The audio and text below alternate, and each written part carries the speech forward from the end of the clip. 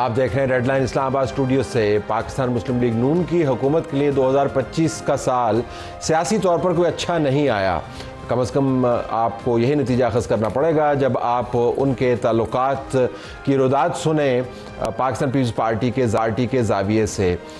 Worker से लेकर top leadership तक अब एहतजाज कर रही है कि नून लीग का रवैया दुरुस्त नहीं है, बल्कि अखबार में सुर्खी ये भी लग चुकी है कि पाकिस्तान पीपल्स पार्टी के अंदर लोग ये कह रहे हैं कि हमें इस नाम निहाद इत्तेहाद से निकल जाना चाहिए। एक मुबालगा इसके अंदर हो सकता है, लेकिन नून लीग दूसरी तरफ ये कहती है कि हमने अपने कोलिशन पार्टनर्स का हाथ पकड़कर चलना है, लेकिन कोई पेशरफ नहीं हो रही। एक बड़ा इशू है मुश्तरका मफादात की काउंसिल का, उस काउंसिल का इजलास बुलवाना चाहिए, आइनी जिम्मेदारी है। वज़ीर कानून कहते हैं कि इसके ऊपर मैं आपको कोई ज़मानत नहीं दे सकता। उनका अपना सेक्रेटेरिएट है, वो खुद अपना एजेंडा मुरतब करते हैं। सिंध और पंजाब के दरमियान पानी की तकसीम का मामला भी है, पीका ऑर्डिनेंस का मामला भी है। बिलावल भुट्टो जरदारी साहब कल बिजनेस कम्युनिटी के साथ बात कर रहे हैं, तो यकीनन इसमें ये इशू भी आएगा कि कैसे एक मीटिंग के अंदर बिजनेस कम्युनिटी के एक रिप्रेजेंटेटिव ने यह कह दिया कि चीफ मिनिस्टर मुस्तार दें पंजाब की ताकि सिंध के हालात ठीक हों, और उसके बाद उनको शदीद तनकीद का सामना करना पड़ा। छोटे छोटे मामलात के साथ बड़े मामलात जुड़े हुए हैं। प्रोग्राम के पहले हिस्से में इस पर बात करेंगे। मेहमानों का तारुफ मैं 1 मिनट में करवा देता हूँ, लेकिन पाकिस्तान तहरीक इंसाफ के मसाइल का भी हम जिक्र करेंगे। पार्टी अंदरूनी तौर पर टूट फूट का शिकार रही है। खैबर पख्तूनख्वा के अंदर अपनी तरफ से बेहतरीन कारकर्दगी दिखलाने वाले जो चीफ मिनिस्टर हैं अब पार्टी की सदारत से महरूम हो गए हैं। वहाँ पर एक नया चेहरा आपको नज़र आएगा, वो नया चेहरा जो आज से कुछ महीने पहले तक पाकिस्तान तहरीक इंसाफ को काबिल कबूल नहीं था। जुनैद अकबर साहब हमारे साथ प्रोग्राम्स में शिरकत करते रहे हैं, अब पार्टी उनके पास मौजूद है। पीटीआई के हालात क्या हैं, मामलात किस तरफ जा रहे हैं। 1990 की दहाइयों में करप्शन की जब स्टोरियाँ चलती थीं तो सिर्फ अदालतों तक महदूद रहती थी। अब करप्शन की स्टोरियाँ सियासी मुस्तकबिल को तहबाला कर सकती हैं। 190 मिलियन पाउंड का केस अब पाकिस्तान तहरीक इंसाफ की तरफ से हुकूमत का बनाया हुआ केस लगता है, लेकिन जब हम ये स्टोरी पढ़ते हैं फ़खर दुरानी की, जिसके अंदर बताया गया कि कैसे इस केस के अंदर पीटीआई की उस वक्त की हुकूमत ने सहूलतकारी की, तो पता चलता है कि मामलात इतने सादा नहीं हैं। पब्लिक को मालूमात फराहम करनी है, तो वो हिस्सा प्रोग्राम का जिसके अंदर फ़खर दुरानी हमें बता रहे होंगे कि सहूलतकारी इमरान खान की हुकूमत ने 190 मिलियन पाउंड केस के अंदर क्या की, मलिक रियाज की। प्रोग्राम के पहले हिस्से में सेनेटर परवेश खान साहबा पाकिस्तान पीपल्स पार्टी की तरफ से, इंजीनियर खुर्रम दस्तगीर खान साहब मुस्लिम लीग नवाज़ की तरफ से मौजूद हैं। बहुत शुक्रिया जी आपका। तो सेनेटर साहबा, हम आपकी पार्टी के जब मेंबरान से बात करते हैं और जब हम ये सुनते हैं कि अंदर से आवाज़ें बहुत उठ रही हैं, तो क्या इशू है? रोज़ाना आप साथ बैठे हुए होते हैं, आप कोलिशन पार्टनर्स हैं, नौबत ई जा रसीद क्यों? देखिए, बहरहाल कोलिशंस मुश्किल ही होती हैं चलानी, लेकिन ये जो कोलिशन है इसमें इतनी मुश्किल नहीं होनी चाहिए जितनी पैदा हो गई है। अब जहाँ तक आप बात कर रहे हैं कि कोलिशन से निकल जाना, या वो देखिए हमारे मेंबरान बहुत कुछ कहते हैं, जाहिर है उनकी एक हिस्ट्री है और ज़ाहिर ट्रस्ट डेफिसिट भी रहता है उनका। लेकिन अब चूँकि हमने इस हुकूमत को जो है सहारा दिया हुआ है और इस हुकूमत के कदमों के नीचे से कालीन खींचने का मतलब फिर मुल्क को भी उसी तरह एक और टर्मोइल में फेंक देना होगा। मजबूरी से आप ये जुमले बता रहे हैं कि हमने सहारा दिया हुआ है, फंस गए हैं मुसीबत के अंदर, मैं नहीं करेंगे तो मुल्क तो मतलब कोई there is no love lost, that's what I am trying. ये इज दैट सो? नहीं, देखिए लव लॉस्ट, और देखिए बहुत टू बी ऑनेस्ट बहुत साल हो गए हम लोग साथ चल रहे हैं। हम इससे पहले हुकूमत में भी चलते रहे, ऐसा नहीं है कि पहली दफ़ा हम इनके साथ बैठे हैं। लेकिन बहरहाल अब ये नहीं हो सकता कि बहुत से मामलात ऐसे हों जिन पे आप एक तरफ़ा फ़ैसले लेते, जहाँ हर दफ़ा आप समझें कि अगले जो हैं वो ज़ाहिर है आपका साथ देंगे, क्योंकि वो एक डोरी से आप बंधे हुए उनके साथ। तो हम कोई साइमीज़ ट्विन्स हैं नहीं, हमारे धड़ नहीं जुड़े हुए, कि हम ऐसे ही पैदा हुए थे। तो अलहदा भी हो सकता है। ये जो लफ्ज़ मर जाता है एक आध, जब अलहदा करते हैं तो ये दोनों भी मर जाते हैं। यकतरफा जो है ये लफ्ज़ बहुत इस्तेमाल होता है, यकतरफा फैसले। ये क्यों आप यकतरफा फैसले करते हैं? There is no love lost, बड़ा वाजे है। दो जमातें हैं, उनके फ़र्क नज़रिए हैं, ख़ासतौर पे इकनॉमिक पॉलिसी के बारे में, लेकिन उसमें एक जो कदर मुश्तरक है वो पैदा हुई थी 2006 में शहीद बेनज़ीर भुट्टो और मोहम्मद नवाज शरीफ के दरमियान, जिसको हम मिसाक़ जमहूरियत कहते हैं। अब वो बड़ी खूबसूरत डॉक्यूमेंट है और उसमें बहुत सारी चीज़ों पर अमल नहीं हुआ, लेकिन एक अंडरस्टैंडिंग ज़रूर है। और वो ये है कि हम एक दूसरे के मुखालिफ हैं पर दुश्मन नहीं हैं। हमें अपने जो मुखालिफ हैं उनको डिस्ट्रॉय नहीं, उनको तबाह नहीं करना, उनको मार नहीं देना, हमने उनके साथ को एग्जिस्ट करना है। ये कह रहा था असल में मिजाक जमहूरियत। और दूसरा जो उसकी तरफ है जिसमें कुछ हमें सबसे पसपाई भी हुई है, और वो ये है कि जी हम मुल्क को आइन के मुताबिक लेकर चलने की कोशिश करेंगे, जमहूरियत को तकवीयत देने की, ये अंडरस्टैंडिंग है। लेकिन उसमें कहीं नहीं लिखा हुआ बस एहतराम के एक ऐसी हुकूमत जो आपकी बुनियादी मामलात को एड्रेस नहीं करे, उसको चलाते रहें।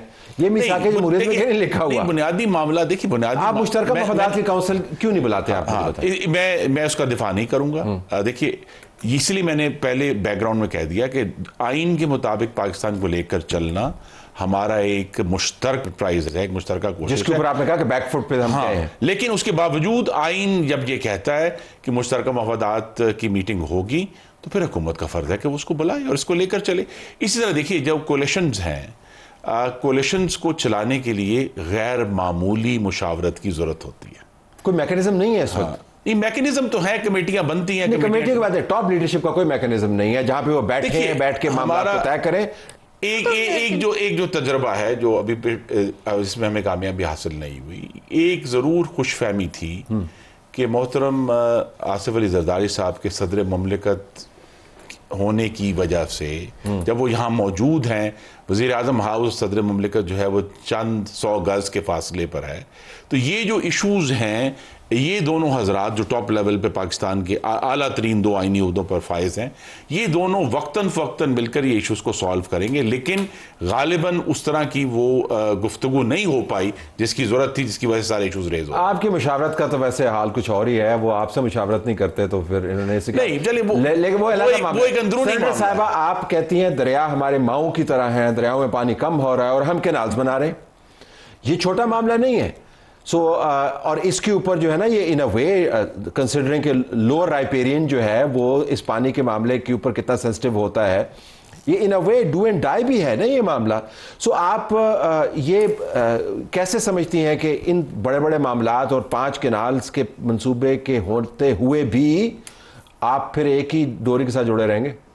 देखिए, ज़ाहिर है अभी तो हम जुड़े हुए हैं, लेकिन कभी अगर वो डोरी में कोई दरार आ गई तो फिर ज़ाहिर डोरी टूट भी जाती है। मैंने आपको कहा हमारे धड़ नहीं जुड़े हुए, हमारे सर नहीं जुड़े हुए, या हम पैदाइशी तौर पर ऐसे ट्विन्स नहीं हैं, तो लिहाजा ऐसा मरहला आना नहीं चाहिए। अब मैंने जो बात की मैंने बिल्कुल दिल से की। मैं दिल से समझती हूँ कि दरिया हमारी माँ है और सारे दरिया पाकिस्तान के हमारी माँओं के बराबर हैं। और जो शायद इंडस वाटर ट्रीटी है उसके बाद भी जो मामलात हुए, कुछ दरिया तो हमारे वैसे ही सूख गए जहां अब आप कमर्शियल एंटरप्राइजेस खड़ी कर रहे हैं। जिस दिन कुदरत को जलाल आया वो सारी बह जाएंगी, ठीक है ना। जैसे कुदरत आपको हर 5-7 साल बाद बताती रहती है कि आपने करतूत किया, लेकिन आप नहीं करते। आप जहां हम इस वक्त बैठे हुए हैं, बारिश नदारद है, सिंध और पंजाब में ड्राउट तकरीबन डिक्लेयर हो गए, लेकिन जितने दरख्त इस्लामाबाद में कटे हैं वो ज़रा आप हिसाब निकलवा लें, मैंने सवाल जवाब करें। बहरहाल ये सब वो इशूज़ हैं। देखिए, Indus river is a big river, हज़ारों साल पुरानी तारीख, और वो उसका जो है मुहाफिज है, हमारी माँ है। लोग रिवर्स को, मैं भी समझती हूँ रिवर्स हमारी माँ है। अगर एक माँ में दूध पिलाती है, में पानी पिलाते हैं, दूध के बगैर तो शायद हम फिर जिंदा रहें, पानी के बगैर ना हम खा सकते हैं ना जिंदा। अब इतना बड़ा फैसला आप कर रहे हैं, फिर उसकी जो तौजी है वो बड़ी ही अजीब व गरीब है जो देते हैं टेलीमेट्री से। कौन सा टेलीमेट्री सिस्टम हर कतरा नापता है?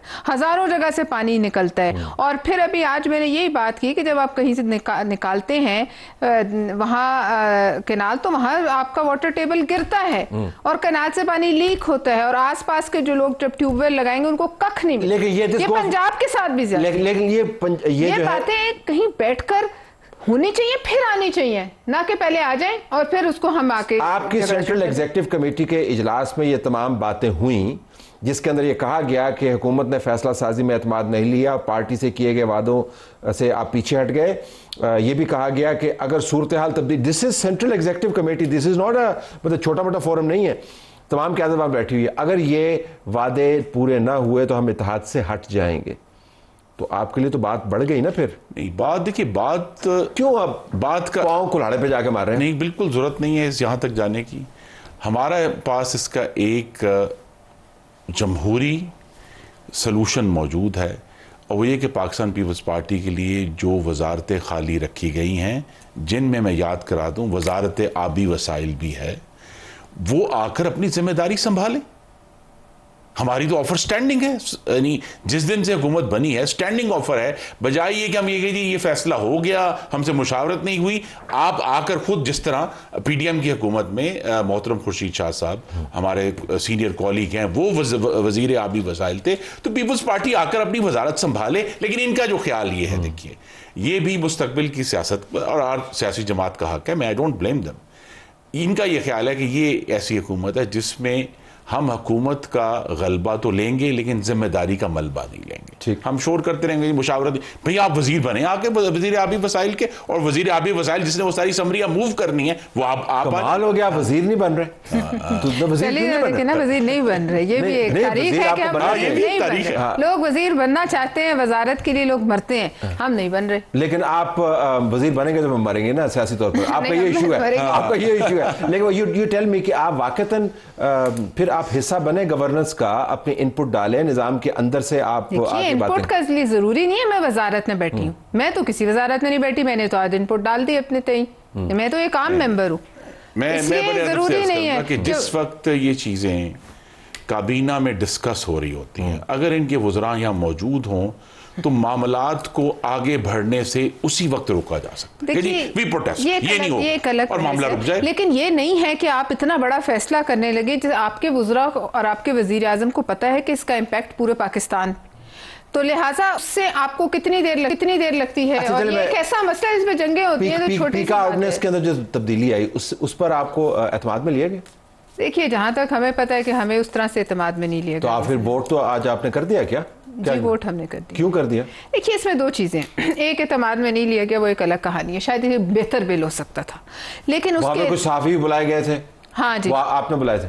नहीं हमने नहीं बुलाए, वो इरफान सिद्दीकी साहब ने बुलाए थे। हमने सहाफी बुलाए जी, और फिर सहाफियों ने फिर बस सहाफी बुलाए, फिर उन्हें कहा इनको 5 मिनट इनकी भी सुन लें।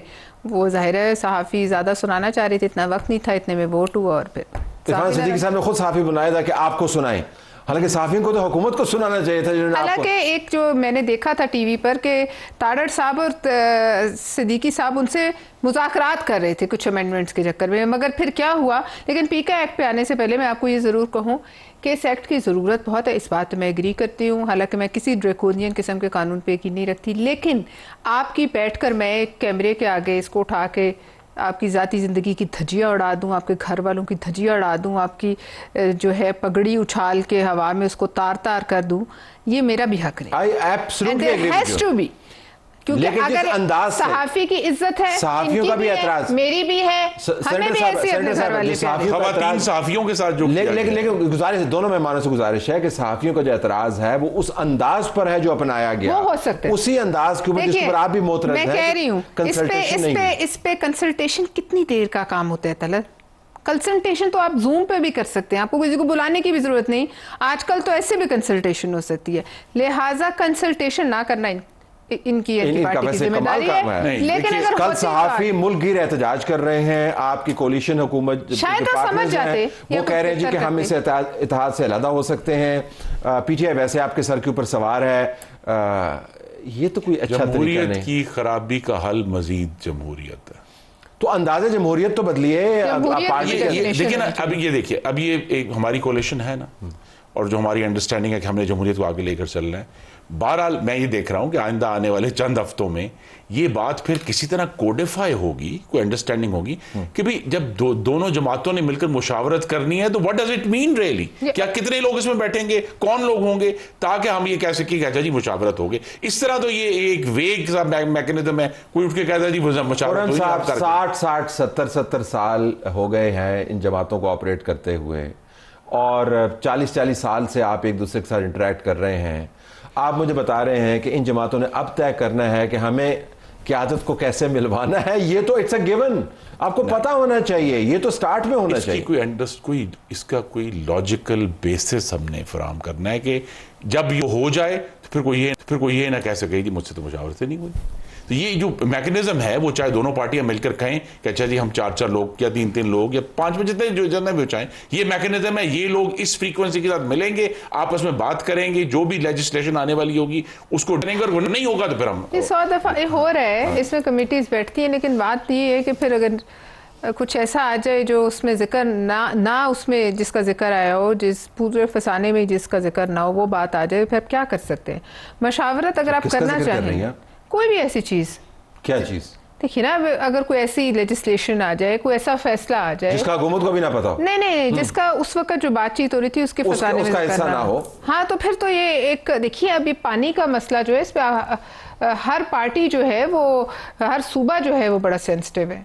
तो लिहाजा बात ऐसी होनी चाहिए, क्योंकि एक मुल्क है, कोई 4 मुल्क तो नहीं है, एक मुल्क है, तो उसमें इस किस्म का जो कंट्रोवर्शियल चीज़ है उसको पहले मूड टेस्ट कर लेते हैं। नोइंग आपकी पार्टी की सेंट्रल एग्जीक्यूटिव की मीटिंग हुई, आप अपनी जमात को रिप्रेजेंट भी करती हैं, आप लोगों से बात भी करती हैं, ये वाकईतन मूड कितना खराब है इस वक्त जमात के अंदर, इस हद तक है? देखिए मूड खराब है इसलिए कि मूड हमेशा, देखिए पंजाब में कोई स्पेस मिलती नहीं, पंजाब में कोई काम किसी का होता नहीं, बल्कि कई जगह तो ये कहा जाता है कि रोक दिया जाता है काम करने से। I don't know how far that is true, लेकिन हमारे लोग ये कहते हैं।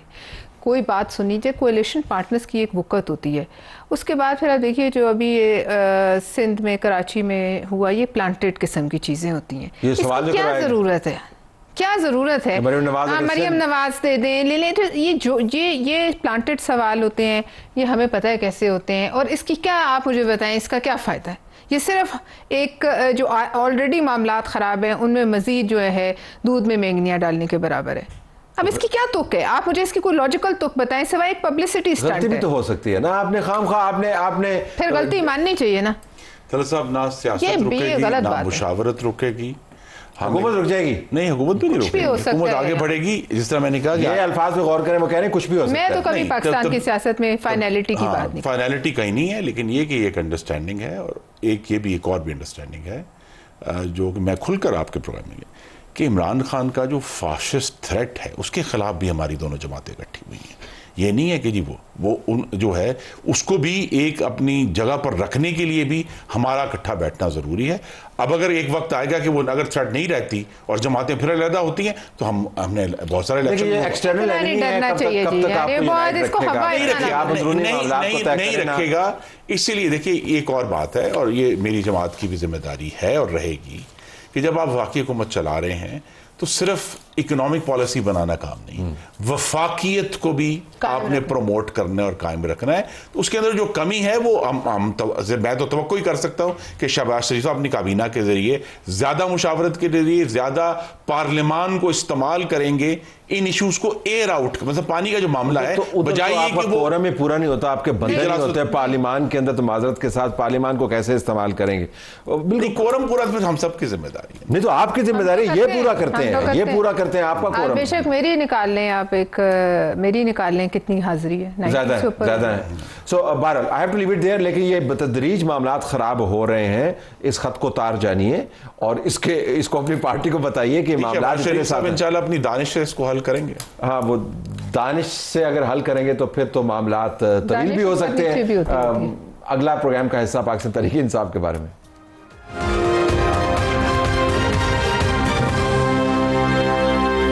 पाकिस्तान तहरीक इंसाफ के अंदर के मामलात ज़ेर बहस हैं। पार्टियों के अंदरूनी मामलात अमूमन हम ज़ेर बहस नहीं लाते अगर उनका असर कौमी सियासत के ऊपर ना पड़ रहा हो, लेकिन खैबर पख्तूनख्वा के अंदर क़यादत तब्दील हुई। अली मीन गंडापुर साहब ये फरमाते थे कि उन्होंने बेहतरीन कारकर्दगी का मुजाहरा किया, लेकिन पहला कप्तान हमने देखा है जिसने बेहतरीन कारकर्दगी का मुजाहरा करने वाले अपने डेप्टी को तब्दील कर दिया और वहाँ पर एक नया शख्स ले आए। अब मुज़ाकरात के ऊपर भी गुमगू की कैफियत है। मुज़ाकरात के टेबल से उठ तो गए हैं, लेकिन दरवाजे हतमी तौर पर बंद नहीं हुए हैं। अगले इजलास में शिरकत से पहले आपको फिर भी अपने लीडर के साथ मिलना है। अब बैनुल-अक़वामी तौर पर कैंपेन के लिए कमेटी भी बना दी है, दुनिया भर को हम बताएंगे। पीटीआई वाले कहते हैं कि हमारे साथ क्या हो रहा है। इस पर ज़रा बात कर लेते हैं कि पीटीआई कहाँ पर खड़ी है। सेनेटर ज़रका तैमूर साहिबा, पाकिस्तान तहरीक इंसाफ की तरफ से उनका बहुत शुक्रिया। आमिर इलियास राना, एक सीनियर जर्नलिस्ट और सीजन जर्नलिस्ट जो इन तमाम मामलों से बखूबी वाकिफ़ हैं। Thank you very much both of you. Senator साहिबा, तो आपकी पार्टी के मसाइल तो हैं या नहीं? कौन सी पार्टी के नहीं है, आप मुझे बता दें। जो पार्टी इस वक्त हुक्मरान है उसमें कितने शगाफ हैं, बड़े बड़े शगाफ हैं। लेकिन आपका मानना तो यह है कि जो आपकी पार्टी है, ऐसी कोई पार्टी तो इंसानी तारीख में तो बनी नहीं। आज से लोग हैं जी, हमारी क्या औकात है, कभी आप हमें जेलों में डालते हैं, कभी आप फेक न्यूज मेरे जैसे मासूम बंदों पे चलाते हैं। मैंने कहा मुझे तो अब मुझे क्या पता किसने चलाई, लेकिन चलाई तो ना, मुझे कुर्बानी का बकरा तो बनाया, वो भी काला बकरा। और मुझे नहीं समझ आया कि किस लीडर के सदके में मुझे काला बकरा बना के सेवा। लेकिन आपकी बचत होगी ना, वापस आ गए तो अब तो आपकी पार्टी, आपके ख्याल गैर मामूली मसाइल नहीं है? नहीं, मेरा ख्याल है इन हालात में, जिस हालात से इस वक्त पीटीआई और हमारे लीडर को आपने देखे ना, इमरान खान साहब को जिस तरह से जेल में रखा हुआ है, 1.25 साल से ऊपर हो गया, और जिस तरह से किसी किस्म के अभी 190 मिलियन का सो कॉल्ड जो केस है, इसके किधर है सर और किधर पैर? मुझे बताएं, नाम आप लेते हैं 190 मिलियन, वो गया सुप्रीम कोर्ट में। जमीन जो आप जिक्र करते हैं, जो मलिक रियाज साहब ने दी, जिनका नाम आप कोई लेना नहीं चाहता, कमाल बात हो, सुन तो लेना, कितनी मरतबा लो, वो जो जमीन है वो ट्रस्ट की जमीन है। कितनी मरतबा तलत साहब, वो ट्रस्ट की जमीन है, ट्रस्ट की जमीन पे आप खुफिया करते हैं, नाम का इल्जाम हम पे लगाते हैं। तो आप वो सारी बातें, मैं तो इस बात में पूरी आपके साथ हूं कि ट्रांसपेरेंसी होनी चाहिए। मैं तो कहती हूँ शहजाद अकबर साहब को इन्वेस्टिगेट करें कि वो कौन है, उनके पीछे कौन था, कौन है, वो किसकी ईमा पे काम करते थे, ये बात करने वाली है। शहजाद अकबर का तो कोई नाम ही नहीं लेता। नहीं, हम लेते हैं शहजाद अकबर। शहजाद अकबर कौन है मुझे ये बताएं। बुशरा बेगम ARU के वो हेड थे, उन्होंने कौन सा केस, वो तो मैंने कभी कहा है कि नहीं लगाया था। मैं तो आपसे सिर्फ ये बात कर रही हूँ, बात ये है कि ये सवाल बनते हैं। मैं उनके बारे में कुछ नहीं कह रही, मैं किसी के बारे में, लेकिन एक सियासी वर्कर के हवाले से मेरे जहन में ये सवाल उठते हैं कि पूछने वाला सवाल ये है कि उसके पीछे कौन था। Shahzad Akbar is just somebody like you और me, run by somebody at his back. ना करे, वो कहते शुभ शुभ बोला करें, ऐसी बातें नहीं। So you're saying कि पार्टी के आमिर साहब इसको फ्रेम कर लेते हैं, वो कह रहे हैं कि पार्टी के गैर मामूली मसाइल नहीं है। जो अहम जुमला इन्होंने बोला कि मौजूदा हालात के तनाज़र में इससे बेहतर क्या कारकर्दगी होगी, इनकी पार्टी टूटी नहीं है, इसके हिस्से बखरे नहीं हुए, जो कोलिशन निकालने की कोशिश की गई थी परवेज़ खटक साहब के ज़रिए वो झटक पटक हो गई, तो पार्टी खड़ी है अपनी जगह पर। That's not a bad achievement, is it? देखें, ये जो है ना, खुद पीटीआई पहली मिसाल तो नहीं है। अगर हम रिसेंट पे जाएं, जिसने एस्टेब्लिशमेंट से टक्कर ली उसका नाम नवाज शरीफ था। इनकी पीटीआई की पूरी पार्टी टूट गई उसके नाम पे कि उसके नाम का टिकट बिकता है।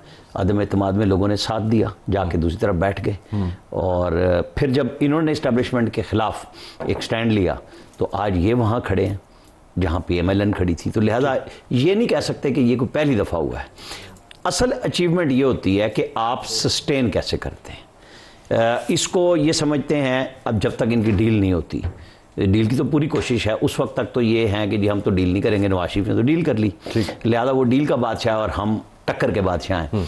तो टक्कर तो ली हुई है। हाँ, नहीं, जब तक ली हुई है तब तक की बात कर, नहीं कब तक ली हुई? अब मेरा ख्याल है कि इसका फाइनल राउंड आ रहा है, क्योंकि अब कितने राउंड का मैच है पहले ये तो बता दें। हम तो राउंड कर करके खत्म हो गई है। जिस वक्त था उस वक्त इनको पूरी सहूलत मिली, अब तो नहीं है ना, ये खड़े हो गए। नहीं, अब नहीं है, अब अभी भी खड़े हैं। That's what her point is. अब तो वो पॉइंट है जहां नवाज शरीफ खड़ा था कि जहां आप टक्कर लेने के लिए तैयार होते हैं। अब आगे फकीदुल मिसाल अगर बनना है, जैसे इंसाफ इनको मिलता है सिर्फ वन वे जाके अदलिया से, तो फिर पता लगेगा असाब की मजबूती का कि कभी आप मुज़ाकरात के तैयार हैं। कल हुकूमती कमेटी बैठेगी अकेली सुबह, क्योंकि ज़ाहिर खान साहब से तो या तो सुबह 7 बजे दोबारा ब्रेकफास्ट मीटिंग हो जाए, वरना मीटिंग तो अब 11:30 से पहले होनी है, क्योंकि क्वेश्चन से पहले हुकूमती टीम बैठेगी जाके। तो असलम साहब, अगर मैं आपसे पूछूं आपकी पार्टी का इस वक्त सियासी मकसद क्या है? सर्वाइवल है, इमरान खान के गिर्द खड़े रहना है, उसको बाहर लाना है, एक पर्पस होता है ना जमात का, तो अभी आपकी जमात का मकसद as you see it as a worker क्या है? देखिए जी, मेरा ख्याल है सबसे पहले तो इमरान खान साहब को जो इस वक्त केसेस उनके खिलाफ हुए हैं, जो कि झूठे सच्चे जो भी कुछ है, अब क्या इंसान बोले, तो वो उनको बाहर लाना बिल्कुल पार्टी का अव्वलीन मकसद यही, क्योंकि इमरान खान इस पार्टी, हम सब पीछे खड़े हैं। ठीक। असल इस पार्टी का सेंट्रल जो फिगर है वो इमरान खान साहब है, और उन्हीं की टक्कर जिसका ये जिक्र कर रहे हैं। अभी तो इनके साथ, हमारे भाइयों के साथ, सहाफियों के साथ बड़ी टक्कर हो गई है पीका में, तो टक्कर की आप क्या बात कर रहे हैं, ये तो टकरे ही टकरे हैं। पीका में जो मीठा आप लोगों ने भी डाला ना, वो भी हमें याद है। हम मानते हैं, अगर हमने कोई गलतियां की तो हम उसको मानते हैं। आज हम यही बात कर रहे थे कि आज अली जफर साहब यही कह रहे थे, हमारे पार्लिमानी लीडर सेनेट में, उन्होंने यही कहा कि 4 महीने हमने उस पर ले दे की, और फिर दोबारा से हम उसको बिल को हमने फुट नहीं किया। आप इतने खुश होते थे जब सहाफी गिरफ्तार होते थे? नहीं, मैं आपको बता रहा हूँ ना, ये बैठे हुए हैं हमारे सामने। कैसे नहीं किया? थर्मिला ने उठा के फेंका ऑर्डिनेंस।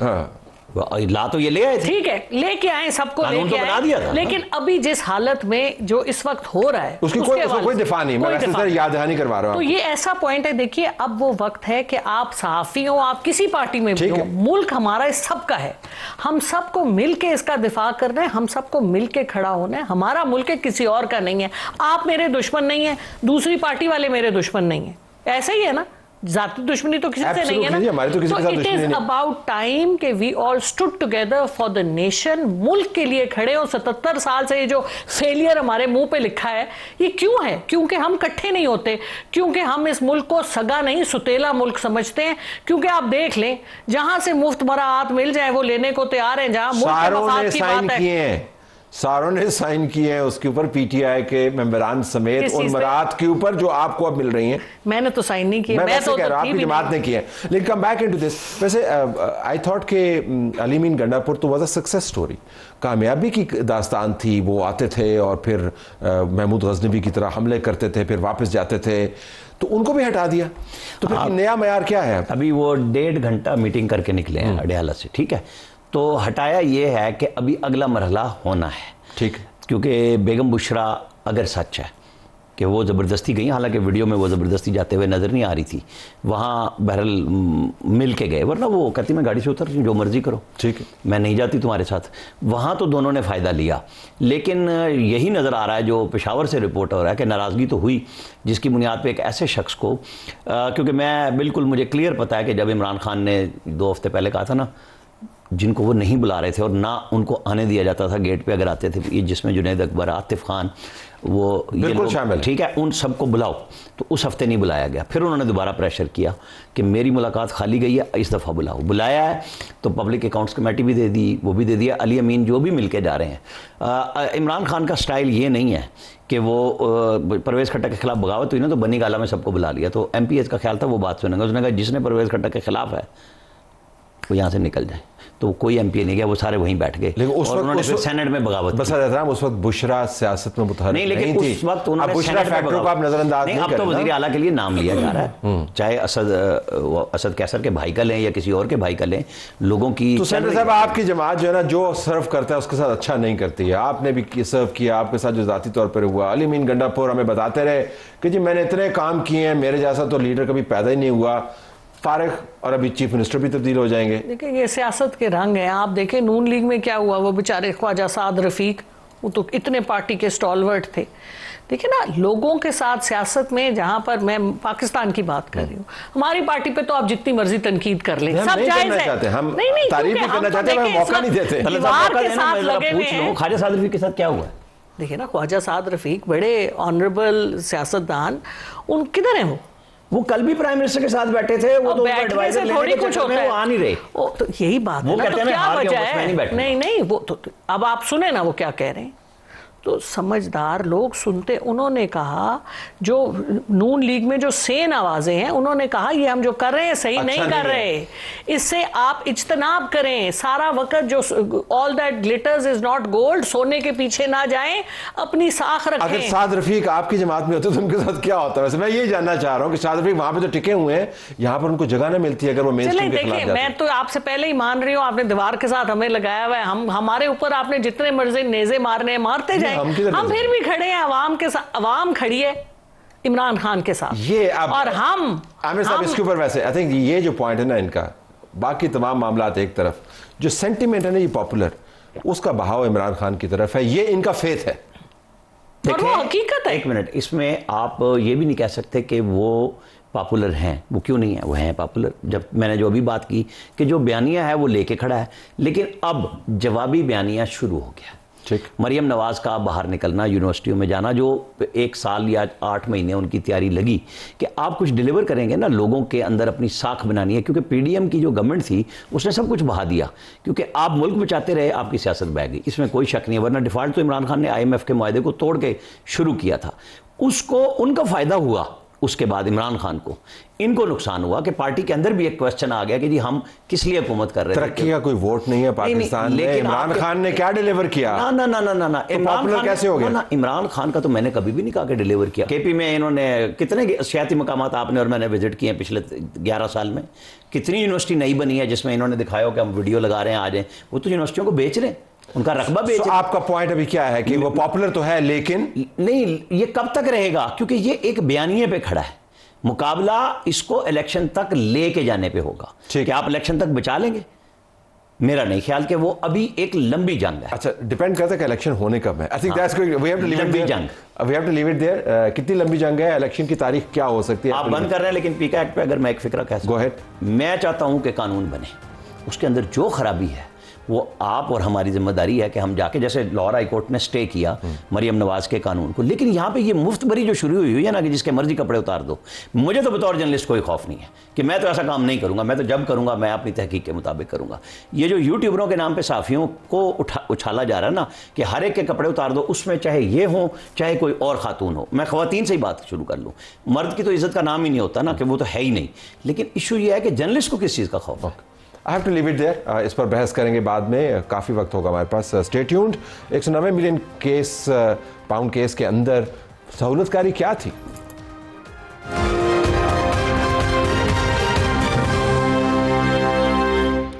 आइए नाज़रीन, बात करते हैं 190 मिलियन पाउंड केस के आफ्टरमाथ की, जिससे मुराद ये है कि केस का फैसला तो हो गया, अब ज़रा कोर्ट के अंदर जा रहे हैं, वकील ने दायर कर दी हैं, लेकिन उसका जो इर्ताश है वो आपको अभी भी फील हो रहा है। फ़खर दुरानी ने द न्यूज़ और जंग के अंदर एक स्टोरी की जिसके अंदर उन्होंने बताया कि किस तरीके से एक बाकायदा मुआहदा किया गया जिसके ज़रिए मुआवनत की गई मलिक रियाज के इस केस में इमरान खान की हुकूमत ने। इमरान खान, उनकी जमात का मानना ये है कि हमारा ऐसा कुछ लेना देना है नहीं, ये NCA और मलिक रियाज के दरमियान एक मामला तय हुआ था, उसके अंदर एक मुआहदा हुआ था, उस मुआहदे के तहत हमने काम किया, हमने कोई इससे फ़ायदा नहीं लिया। तो ज़रा दुरानी साहब से हम पूछते हैं कि मामला क्या है। बहुत शुक्रिया जी, आपने हमें ज्वाइन किया। अभी शहजाद अकबर ने ट्वीट के ज़रिए कुछ मामला भी उठाए, उस पर भी आते हैं, बट फर्स्ट एंड फॉरमोस्ट हम किस मुआहदे की बात कर रहे हैं?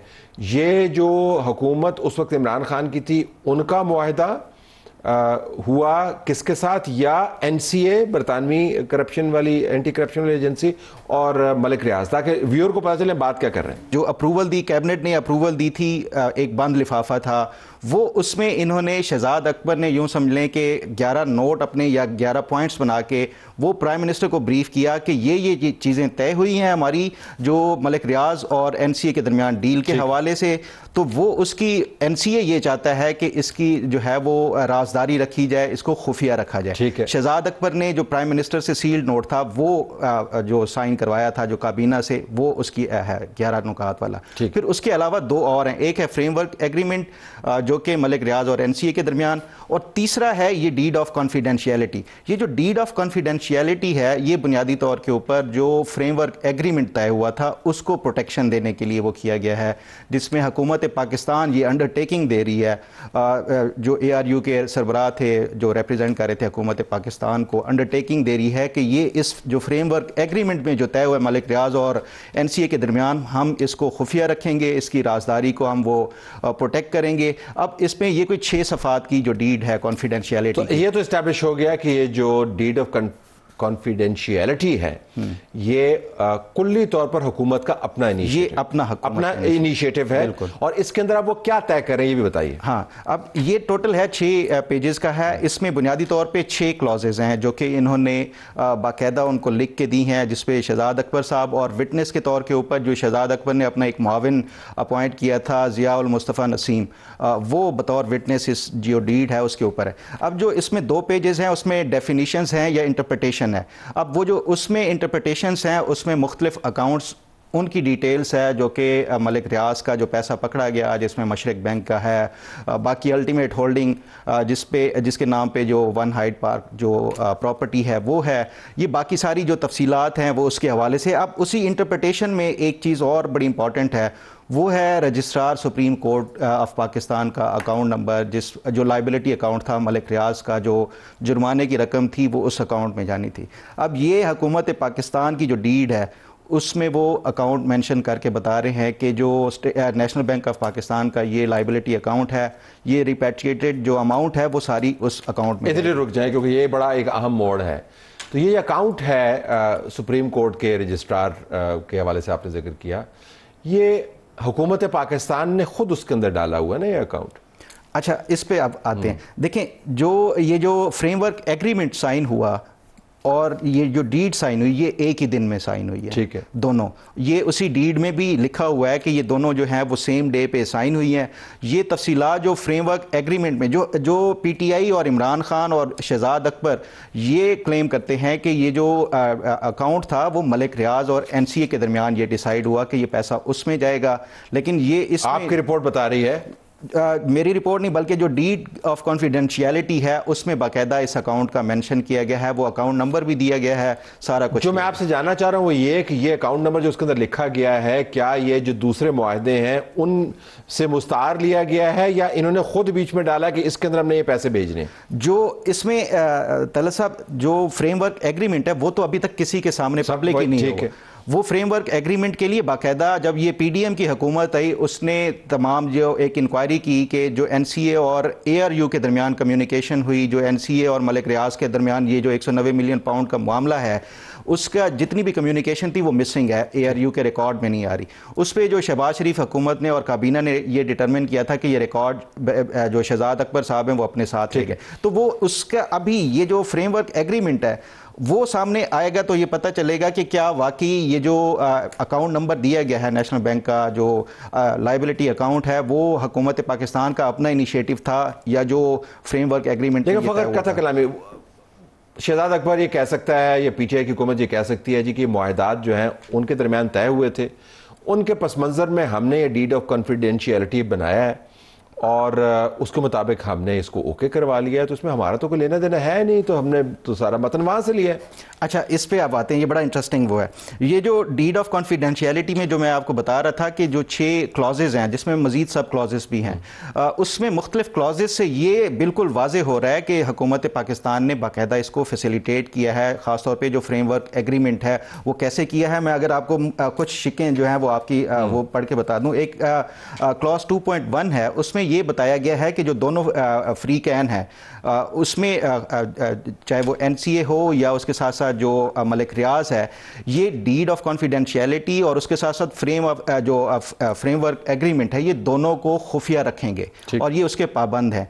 फिर उसी तरह की एक और जो क्लॉज है 2.4 उसमें ये इन्होंने ये बताया कि ये तमाम तर जो तफसीलात हैं ये कौन लिख के दे रहा है, हुकूमत पाकिस्तान लिख के दे रही है। वो ये कह रहे हैं कि जो फरीकैन की जो रजामंदी है उसके बगैर इसकी तमाम तर जो फ्रेमवर्क एग्रीमेंट था उसकी तफसीलात हुकूमत पाकिस्तान पब्लिक नहीं कर सकता। ठीक है। और फिर इस एक और क्लॉज है 2.6 उसमें उन्होंने ये बताया है कि हुकूमत पाकिस्तान अगर ये जो है वो इजाज़त देगी तो उसके बाद ही कोई फरीक यानी एनसीए या मलिक रियाज उस जो फ्रेमवर्क एग्रीमेंट है उसमें कोई तब्दीली ला सकते हैं, हुकूमत पाकिस्तान अगर इजाज़त देगी।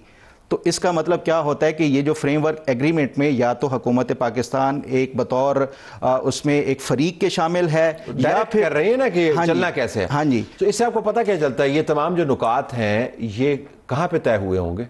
देखें, अब इसमें अगर डिटेल्स देखें तो जो मलिक रियाज का नाम ECL के ऊपर था उसमें कोई 20 के करीब जो मैंने रिकॉर्ड निकलवाया उसका मार्च 2019 से लेके मार्च 2022 तक 3 सालों में इमरान खान की हुकूमत ने मलिक रियाज को 20 दफ़ा मल्टीपल टाइम परमिशंस दी।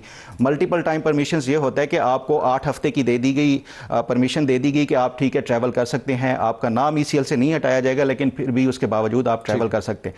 8 हफ्तों में आप 10 दफ़ा पाकिस्तान वापस आए जाएँ, तो ये 20 दफ़ा इमरान खान की हुकूमत ने दिया। उसमें से 6 दफ़ा शहजाद अकबर जब ये बतौर एडवाइज़र थे इंटीरियर के उस टाइम उन्होंने वो दिया और बाकी जो है इनकी दूसरी काबीना ने। मैंने शहजाद अकबर से ये सवाल भी पूछा था तो वो कहते हैं ये काबीना का डिसीजन होता है, अकेले मेरा नहीं होता।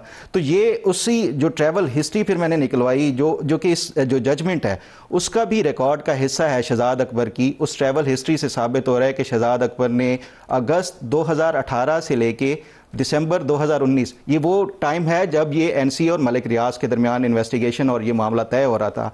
10 दफ़ा शहजाद अकबर ने यूके ट्रैवल किया है और कोइंसिडेंटली जो मलिक रियाज और शहजाद अकबर की कुछ जो ट्रैवल जो डेट्स और वो हैं, वो इन दोनों की यूके की मैच भी कर रही थी। हाँ, वो अमूमन कहते हैं हादसाती तौर पर वहाँ पे थे, वो तो अपने काम से गए हुए थे। But coming back into this, तो आप ये फरमा रहे हैं कि ये जो डीड के जितने नुकात हैं, ज़ाहिर है हुकूमत वक्त ने खुद ही तय किए होंगे, शहजाद अकबर ने तय किए होंगे, इमरान खान को दिखाए होंगे, जिसके अंदर ये भी बताया उन्होंने, लिखा जी कि कब हमने इसको रिलीज़ करना है नहीं करना। फिर ये फैसला कि ECL से मलिक रियाज का नाम हटाना, ये भी हुकूमत पाकिस्तान का। तो जब आप ये तमाम तनाज़र देखते हैं तो क्या आपको क्या महसूस होता है कि कितनी मुआवनत मौजूद थी, कितनी फैसिलिटेशन मौजूद थी इस तमाम फैक्चुअल के पस मंज़र में? देखिए, PTI हो या इमरान खान हो या शहजाद अकबर हो, उन्होंने तो हमेशा से इसको डिनाई किया है कि उन्होंने किसी भी मामले में NCA के मामले में मलिक रियाज को फैसिलिटेट किया ही नहीं है। ये NCA और मलिक रियाज का एक दरमियान मामला था, उन्होंने खुद ही इसको तय किया है।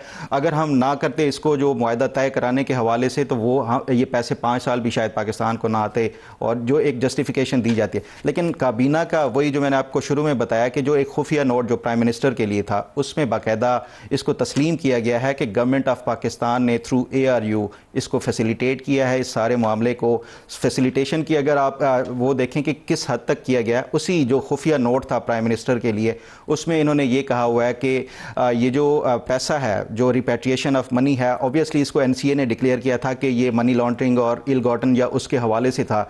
ये उसको इस हद तक फैसिलिटेट कर रहे हैं कि इसको एक रेमिटेंस डिक्लेयर करते हुए मलिक रियाज का ये जो इल गॉटन या जो भी इसको वो पैसे का वो था, उसको रेमिटेंस डिक्लेयर करते हुए इसका जो टैक्स FBR वो बनता है वो भी ना काटा जाए, और वो इसको टैक्स फ्री ये अमाउंट वो करके मलिक रेमिटेंस आया पाकिस्तान। जी बिल्कुल, ये रेमिटेंस के तौर के ऊपर इसको वो, अगर वहां पर उन्होंने जुर्माने, वहां पर उन्होंने टैक्स काट लिया था ना इसका, उसका NCA या UK की तरफ से जो भी, वो तो शुरू में ही ट्रांजैक्शन, यहाँ पे रेमिटेंस के तौर पे, यहाँ पे रेमिटेंस के तौर के ऊपर, तरसीलात हजार के तौर के ऊपर गया, पता नहीं कैसे होगा, लेकिन आया रेमिटेंस के तौर के ऊपर। आपने बिल्कुल आखिर में, आपने हमेशा इन्वेस्टिगेटिव काम करते हैं, तफसील के साथ काम करते हैं, आप इतनी ज़्यादा रिपोर्ट करते हैं, किसी और केस के अंदर आपको इस किस्म की सहूलतकारी नजर आई? किसी और केस के अंदर?